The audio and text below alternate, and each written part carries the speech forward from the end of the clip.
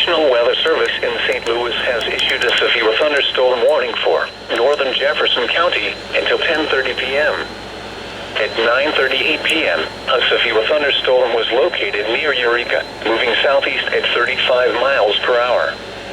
Expected hazards include 60 miles per hour wind gusts and quarter-size hail. This is a radar-indicated threat. The following impacts are expected. Hail damage to vehicles is expected. Expect wind damage to roofs, siding, and trees. Locations impacted include Arnold, Burns Mill, High Ridge, Barnhart, Cedar Hill, Antonia, Murphy, Oakville, House Springs, Imperial, Scottsdale, Parkdale, Kimmswick, and Otto. This includes Interstate 55 in Missouri between exits 185 and 191.